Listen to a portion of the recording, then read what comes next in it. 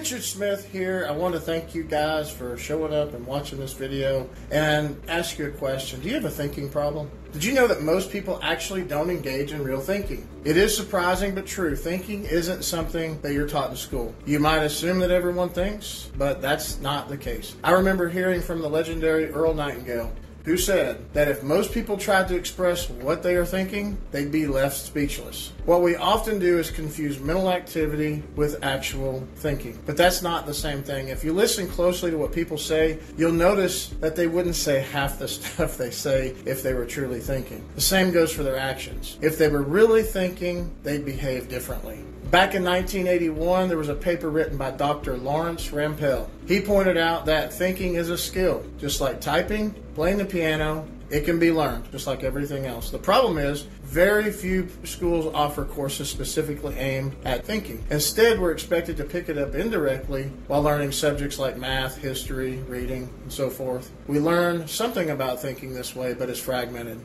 We never get the full picture. So if you ask most people to explain what it takes to think effectively, they probably couldn't answer that question. This makes it hard for us to evaluate our own thinking skills or to even teach them to others systematically. Your conscious mind is what you use to think. This is also called the educated mind.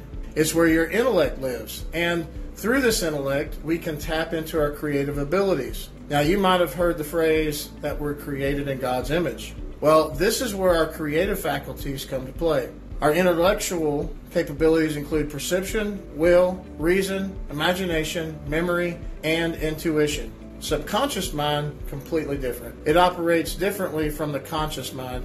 It often referred to as the emotional mind. While the conscious mind can think and make choices, the subconscious mind can't reject anything. It just accepts everything that you feed into it. This means that whatever is placed into your subconscious mind will influence your reality. It's crucial to understand that your subconscious mind can't tell the difference between real or imagined. So if you vividly imagine something and get emotionally involved with it, your mind starts to create that reality. You might think this is far-fetched, but pioneers like the Wright brothers, Sir Edmund Hillary, Steve Jobs, Thomas Edison, and Alexander Graham Bell did not think this way. We often think these people to be different from us, but the truth is they are just like you and me. The difference actually lies in how they used their thinking skills. So get out there and start thinking.